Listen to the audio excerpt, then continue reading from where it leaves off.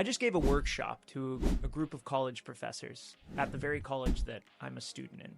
To say it was nerve-wracking is a little bit of an understatement, but really awesome that they were willing to take me in and listen to what I had to say. It was about AI in education, and after thinking about it for a while, I realized the first half of the workshop is actually a really great video to be able to share with most of the world. What I'm going to be giving you over the next 20 to 30 minutes here is essentially a mindset shift, an understanding, and a concept that doctors and collegiate professors have had an amazing amount of feedback and understanding on. This workshop was designed to really raise the bar of what an AI workshop would be, or just a workshop in education in general. I had never really given one in front of college professors like this before, so it was certainly a learning experience for myself. But I really knew that it was something that needed to be talked about. It's something that I wanted to get out there, and, well, I dove into it. And next thing I know, I found myself standing in front of a group of college-level professors, sitting there listening to what I had to say on AI in education. So what do I have to say about AI in education, and why should anyone listen to me to begin with? Well, first of all, my name is Jake Van Cleef.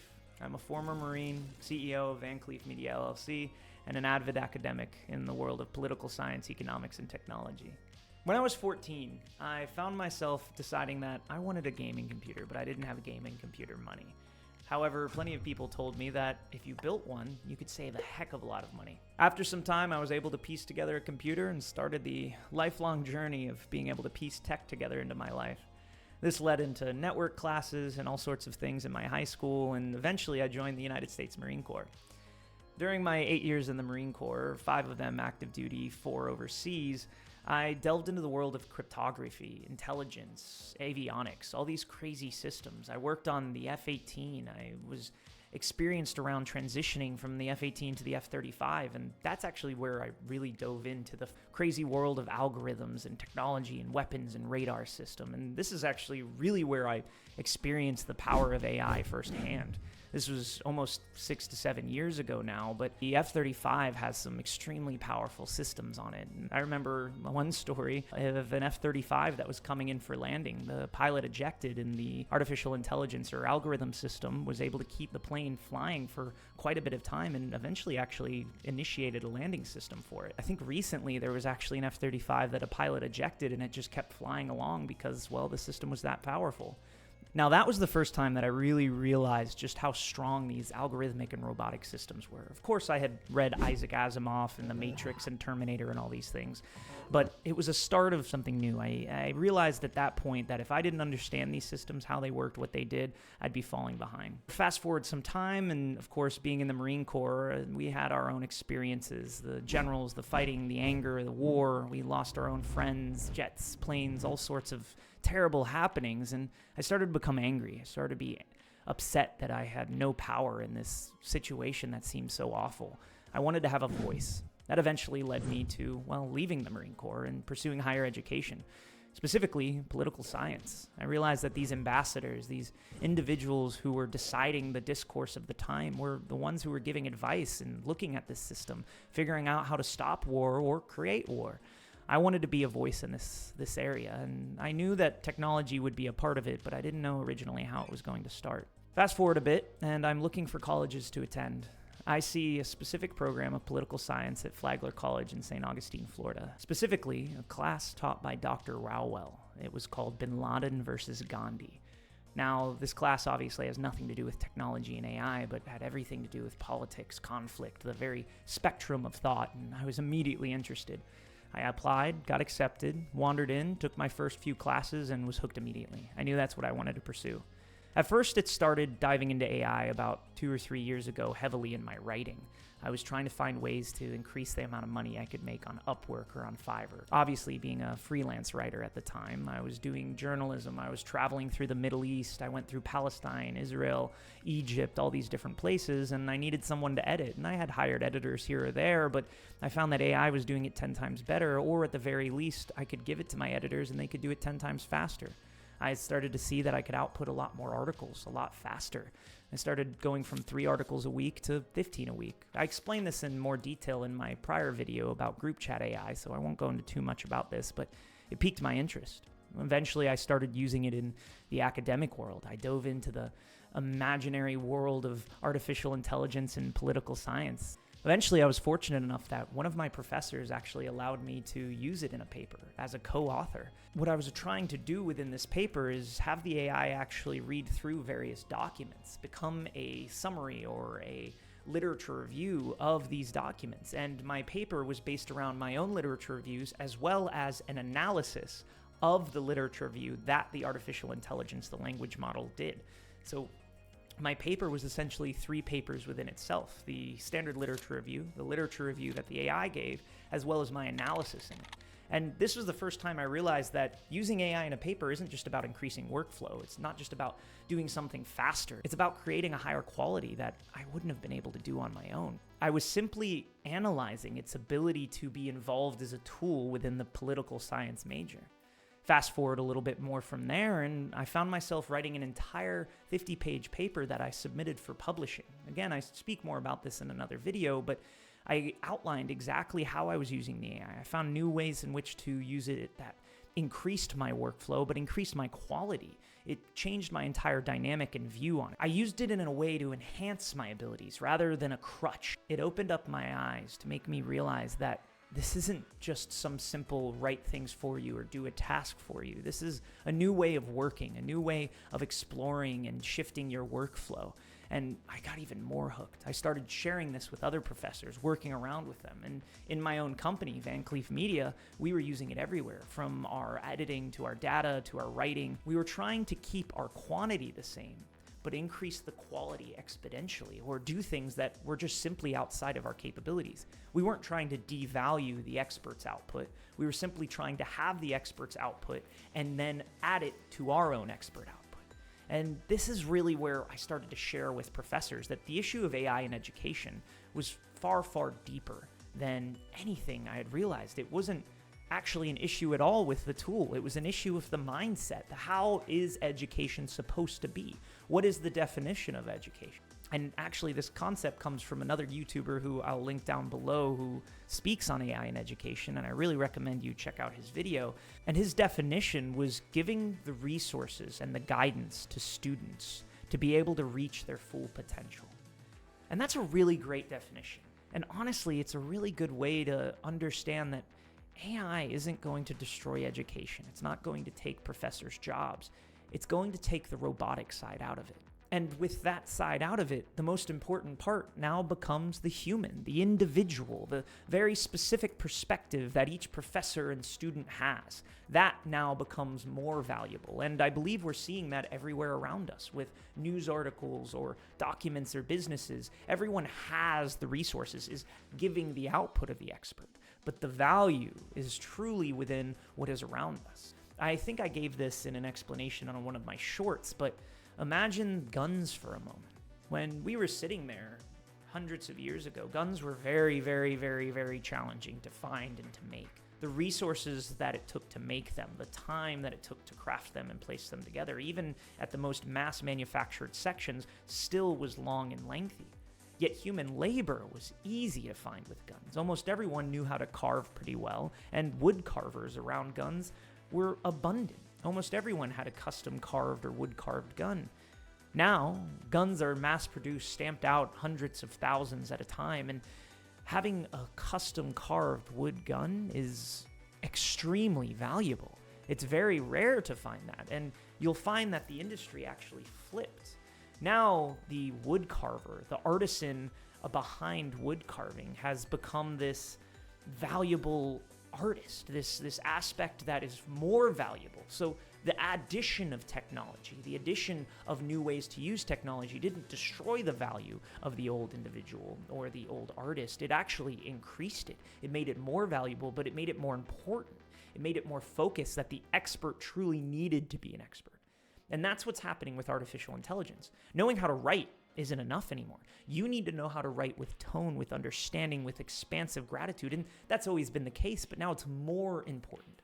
The nuances of grammar, of attention, of actually telling a story and perspective and individual outlook has now become much more important even at the lower levels, freshman level classes, even within papers. The highest level academic papers are ones that give a perspective that is so unique and important that it adds to the conversation through its very uniqueness. Obviously, there's a bit more to that and it's more nuanced, but this is what I was trying to teach in this workshop. Now, again, this entire video is structured around the presentation that I gave, and I'm leaving some parts here or there because, well, when you're in a workshop environment, you have feedback, you have questions, you're acting. But essentially, I went through an agenda of what we're trying to do. And this workshop was designed by me and gone through a couple iterations and opinions of other people, but essentially was my first proper workshop in this area because I couldn't find anything to structure it off of. I had to create something new. And if you're watching this and you're looking to create workshops like this for professors, teachers, or even your own business, please reach out, ask to see if you can have access to any of my other workshop or materials. I'll gladly work with you on trying to hit various points and how to structure it yourself. But essentially, I looked at an agenda. I wanted to sit there and talk about the evolution and the impact of these thinking machines. I wanted to then move into the mindsets that I just explained to you about artificial intelligence teaching these issues with it. From there, I wanted to show real-world application studies. I wanted to give an explanation of where all this is coming from. After that, we actually dove into the physical workshop, and it will be a little bit more challenging to do in a video format like this. If you guys are interested, perhaps I'll make one or try to find a way to structure one that's slightly interactive, but this video most likely will not include the part 2 of this workshop. That being said, if you are a professor, if you are someone watching this, I'm not telling you to use AI in the classroom. I'm not saying you have to use AI in the classroom. I'm simply explaining that you need to understand about it, and then you as the expert, you are the teacher, you are the educator. You know when your field of expertise can use a tool or when not to use a tool. A mathematician, a teacher of mathematics, knows when to implement the calculator in the classroom and when to ensure the students don't use a calculator. This is the process, this is the understanding. They didn't reject the tool. They understood the tool and then applied it where they believed it would be the most helpful, the most useful, and taught students how to use it. Using a scientific calculator is one of the most important things for an advanced mathematician or engineer to understand. We had to teach them how to use that technology. That is the same thing with AI. In order to use it effectively, to use it in a way that promotes your education, your ability, your critical thought, you need to be taught how to do that rather than just use it as a crutch.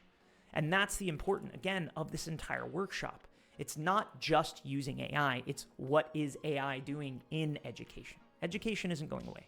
The fundamentals, the core, the understanding, again, that definition I gave earlier about giving the resources to a student to reach their full potential is not going to disappear. In fact, it's coming stronger now. It is much more important to have that in our world. Now, before I get too off topic, I'll move into the next section of the workshop. Here, I talked about the what, the why, the when, and the where. I was going through the history of it. And I think the history of thinking machines is ridiculously important. I think that understanding AI or automata or thinking machines is far beyond just computer science. This is philosophical, literature, historical concepts. This is multidisciplinary. And studying AI or using AI or understanding it isn't just about computer science or using it as a tool. You don't even need to use the tool to have AI in the classroom. And this is what I mean. Some of the farthest back talks I was able to find personally was all the way back to Aristotle, and I'm sure there's more ancient talks on automata I just haven't been able to find yet. In Book 1, Part 4 of Aristotle's The Politics, he actually talks about what happens when an artificial tool like a pitchfork or a torch or something along these lines is actually able to do the task that would require a human to use it on its own. What happens if a pitchfork could move hay? What happens if a torch could light a hallway without the user? If the user is no longer required, do you have ownership over the object? What does that mean? What does it mean for slavery, for understanding? He was looking at the implications of autonomous objects and their ability to control it. Now, I think he was using it as a justification for slavery, so, take that with a grain of salt. But the fact of the matter is he was talking about it as an implication, and it's a historical concept. Now, this continues. This is a long, long discourse. You have other Greeks, even before Aristotle, talking about the steam pigeon or these machines, all the way to Al-Jazari in his Book of Knowledge of Ingenious Mechanical Devices. He speaks about these crazy machines that can do things humans do. Roger Bacon, a friar in the 13th century, was actually talking about these artificial persons in his work called the Opus Majus. Finally, we get to a little bit more modern times, post-1500, and we see a writer by the name of René Descartes actually really speaking on what a thinking machine is, what is the aspect of consciousness, what is thought in machines or animals and brutes. He speaks on an actual test for understanding cognition if a machine was to be built like a human. I speak a lot more on this in papers on my website as well as in other videos on my channel, so there'll be links for those down below as well. Then from there, the discourse is continued into the 1800s. You have someone by the name of Ada Lovelace, which is this brilliant mathematician who worked on something called the analytical engine. And in her mathematical writings, she has a lot of excerpts where she speaks on if a machine could think, whether she believes if they do or not. Spoiler, she doesn't think they can, but does believe they're capable of creating music, of art, of something far beyond mathematical values or movement of a machine. Finally, that very concept of both Descartes and Lovelace is directly attacked or discussed by Alan Turing, one of the forerunners of artificial intelligence and thought in the 1950s. He goes on to talk about why they may have thought this way and his opinions of it, this idea of work and understanding with artificial intelligence. Again, I really urge you to check my entire paper on Lovelace and Descartes and Turing and their discourse in philosophy on my website. It dives into all the concepts if you really want to read more on it.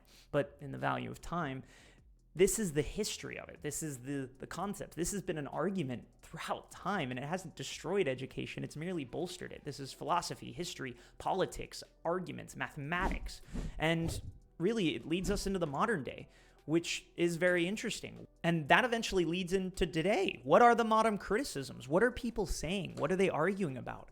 I found in the Wall Street Journal, there was actually an article about someone using AI during a PhD dissertation, and there was a lot of arguments and feedback on it. I actually wrote an entire article in response to this, speaking directly to these points. Again, links down below. It was wild to really see the reaction to a lot of professors. I'm not declining or going against anything they said right now, but at the end of the day, they actually were super against this concept for various reasons. One of them being the fact that they worried it completely devalued their years of hard work or their degree. Another professor explained that thousands of people over the course of centuries have poured their heart and souls into producing an original piece of scholarship that would mean something to them, personally, and to the wider academic community. Further, even right at Flagler College, one of the professors during a long discussion about AI in education was asking me directly about, is grammar or writing even important when using an AI language? Now, I address all of these in another video and further on down this workshop, but these are concepts and questions that I don't want to dismiss entirely. I think they're valid fears and understanding, but they're only valid to the reason as you're looking at the tool, not the fundamentals. Education isn't changing. To help understand this concept, I'm going to bring up more questions, specifically a thought experiment. Imagine for a moment you are looking at a PhD board. Now, this PhD board is sitting there looking through dissertations that have been submitted to them. Now, for the purpose of this thought experiment, imagine the board has no idea that an AI wrote this. It goes through the process, they read it, they understand it, they explore it, and they approve it. They find that it's an amazing paper. They believe that the creator of this is deserving of a PhD. I understand the nuances here are much more specific for various classes or colleges, but for the purpose of this, I'm creating a general understanding. Now, immediately, the first reaction is, again, those previous quotes. Oh, well, if the AI can get a PhD, what's the importance of this? Let me ask 3 questions before I give a response. The first is, if someone else gets a PhD, does it devalue yours? Does someone else having the exact same dissertation with only slightly different nuances somewhere else, a PhD in political science and philosophy or what have you, does it devalue your PhD if it's a person? Second, is the problem in the fact that an artificial intelligence got a PhD, or the fact that the system itself has become possibly robotic and that dissertation, those checks in the box, the AI was able to just accomplish? Is it the problem in the tool or the system itself? Have the bars been lowered, or are perhaps the bars not high enough because of where knowledge and progress in education and technology has gone? Does this portray an issue in system flaws or intellectual mimicry? And further, what if they denied what the AI did? What if they said this isn't focused enough, this isn't individual, there's no human aspect here, or it's missing some spark that they needed in it? Then that just shows that the artificial intelligence was still not enough. The human aspect is just as important. And further, how was that AI able to submit that? What information was given to it? Who asked the question, prompted it, gave it the resources to be able to create that PhD? because I find it very impressive if someone is able to guide an artificial intelligence at the level it is right now, like ChatGPT, to be able to create and then mold a PhD dissertation with proper citations and backing and everything. I find that that is almost more impressive than just the PhD itself, because now you know your topic so well, you're able to make a tool, something that is not well understood as you or well versed, actually create something. You've taught something to make a PhD. That is a very powerful thing. These are all questions I want you to think about as we move along through this video. And these questions led me to realize that there's a series of problems in education with AI, and it was a problem of perspective. As we transition into a world where tools like this, fundamental technologies, are now in every classroom, whether you want to or not, or vice versa, we're trying to figure out how to mold the classroom to keep them out of it, there's issues here. The first being an AI overwhelm.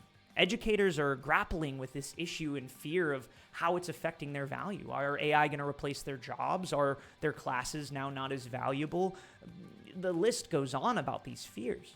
Further, there's a tool deficiency. Either A, the professors know nothing about the tools available to them. B, those tools available to them are impossibly hard to use properly, especially in high-level academia, because they require a series of promptings and inputs to be even able to get anything close to substance. Or further, the tools are just simply not programmed for them. It is aimed towards profit, towards money, towards something fun.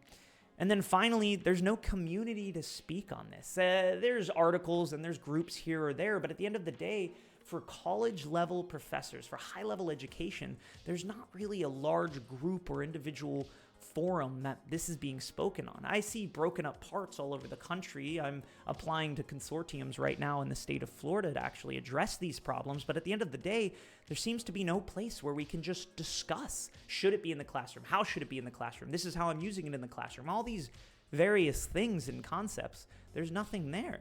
And these are all very valid issues and problems, and I think I've found a lot of solutions to them, which I will slowly share with you in this. This is the whole idea behind the workshop. I want to show you what the concepts are, what the problems of perspective are, where the problems from that perspective are stemming, and finally, the solutions to those problems that others are having, as well as my solutions. So first, let's go into the current research. What are people doing with AI? How are they using it? What are the actual academics who are well-versed in it, who do understand this concept and have found ways to dive into it? What are they doing? One I found that actually came out almost 2 years ago now is something called Open AI in Education, the responsible and ethical use of ChatGPT towards lifelong learning. This was by David Malunga, and I may be mispronouncing his name. I'm sorry, David. I don't know how to pronounce it. If you want to correct me or comment and you see this video, please correct me. But I really loved this paper because it was far ahead of what a lot of people were questioning. Again, 2 or 3 years ago, people understood AI, and in the circles where AI was being talked about, it had been around for over a decade. But most of the standard communities and people hadn't even touched it. They didn't even know it was available to them.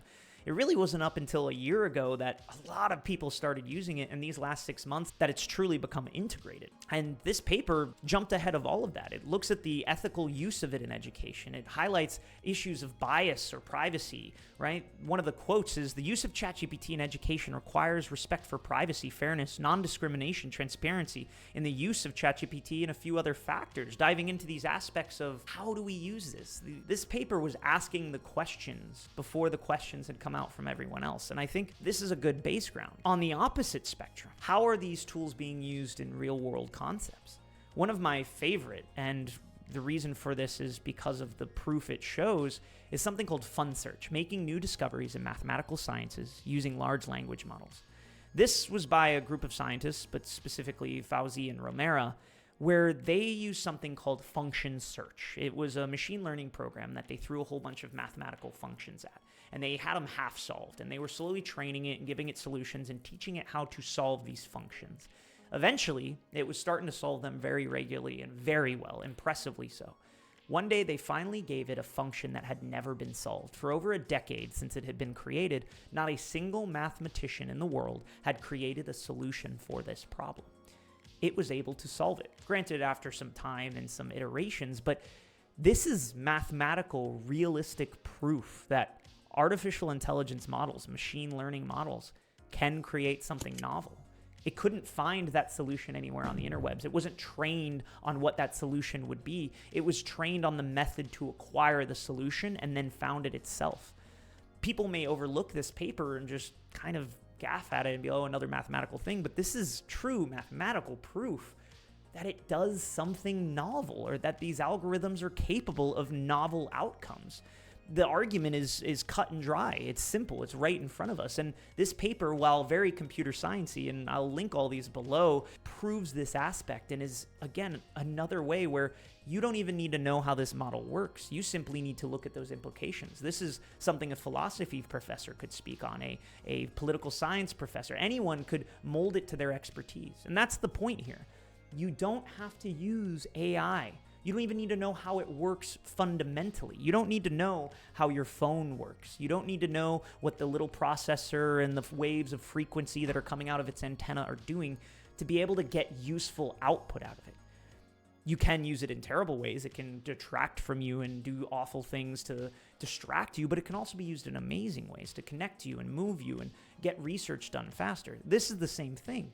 People have entire articles on what cell phones are doing to younger generations from a psychological standpoint, from a political standpoint, how social media is affecting voting. You don't need to understand how the technology works to apply it into your education, to your field, to your application. That's the important part about this.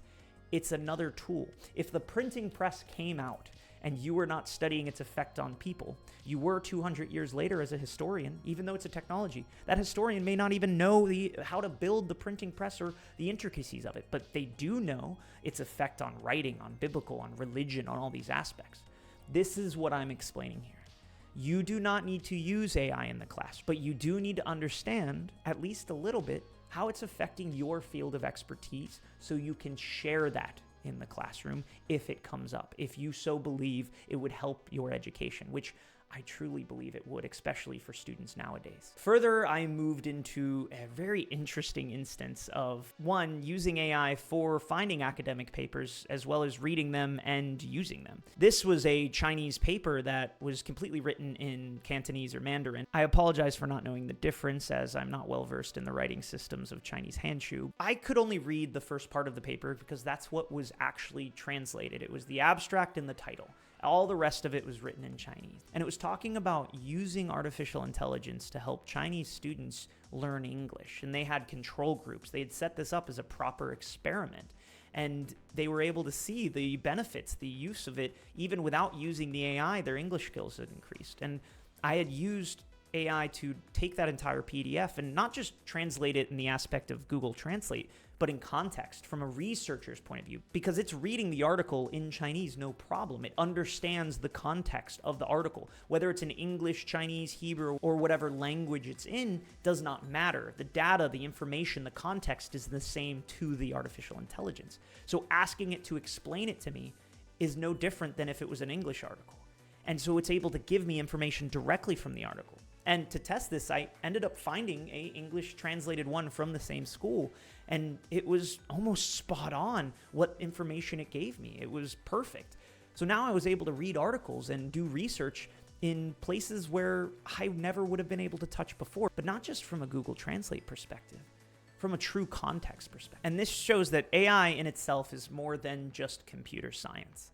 It is something bold. It is something out there. It is experienced and molded. Every field, every profession is going to be affected or using this. It's the same way that everyone uses a book, which is a form of technology. It's the same way that almost everyone uses a cell phone, a form of technology, the internet, various tools and aspects.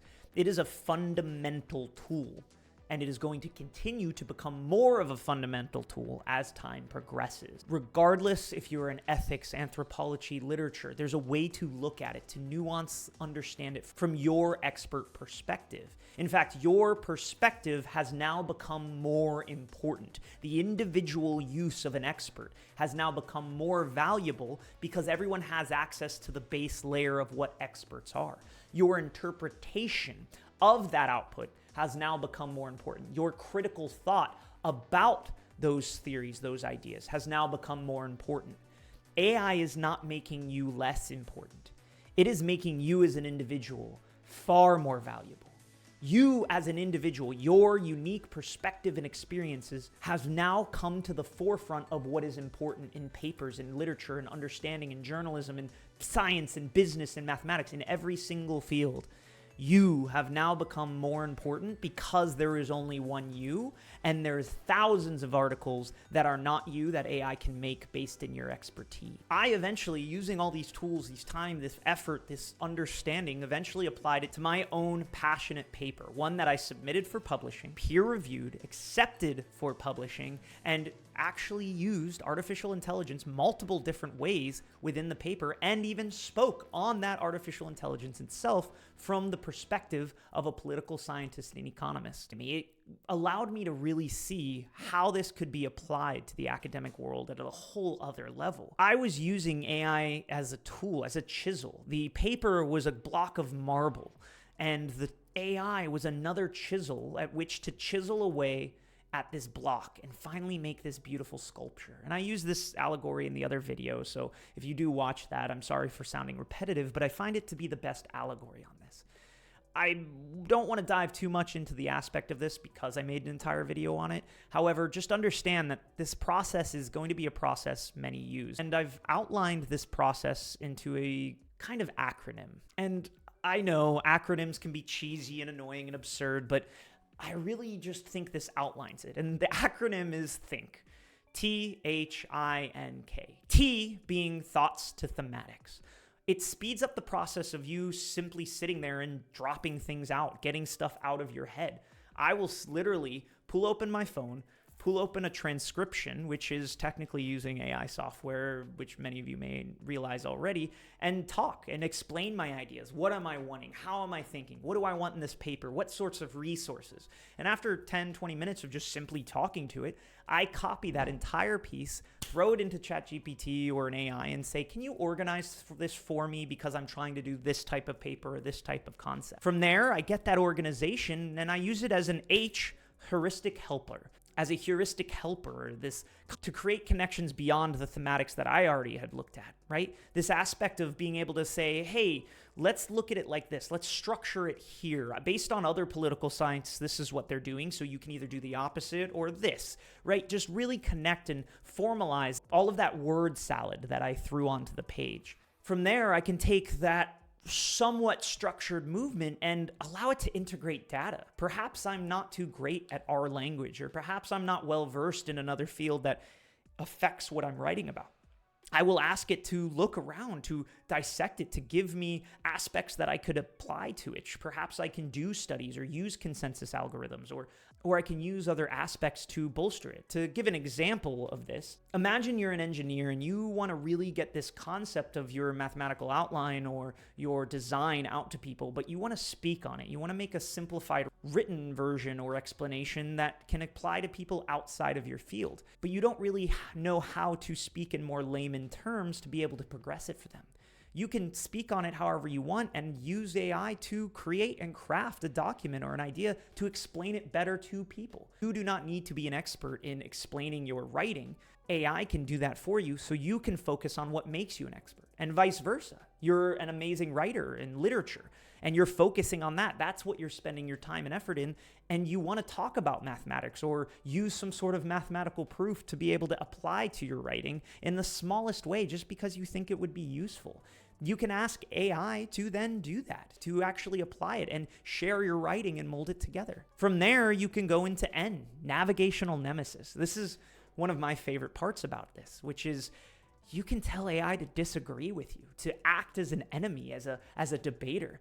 Instead of having to be stuck in your own echo chamber, constantly proving your points within these AI or telling it to spew out information to you to make what you're saying better, you can say, argue with me, tell me what other people say about this, or show me articles that disagree, or perhaps argue against what I'm trying to do. Then from there, you can finish it off with amplification.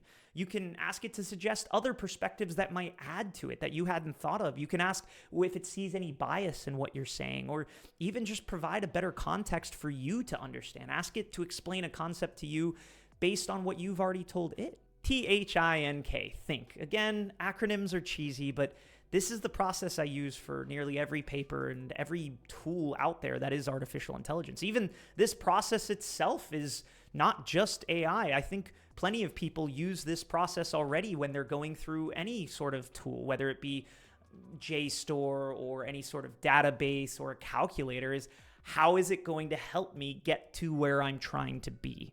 Because you are molding it there. It is the process to get to something greater and your critical thought that molds that process. Now, this is where I'm going to be ending the video, as from this point on, I move into the second half of the workshop, where we dove into essentially creating an article within 30 to 40 minutes that is on something you've been passionate about. I show tools, I explain concepts of Bing and ChatGPT-4 and Perplexity and Semantic Scholar, Bard, Cloud, Meta's Llama, all these different tools that I've personally involved myself in and used or disliked or didn't use because of how they work. And essentially, we all crafted something together. And at the end, I explain the need for this ongoing discourse. How are we using it? The questions that are still probably bouncing through your head throughout this video, your issues against it, or your support of my opinion. And they had a lot to say. These are doctors, many of them extreme critical thinkers into the world, and they gave a lot of amazing opinions and options. And that's the power. That's the importance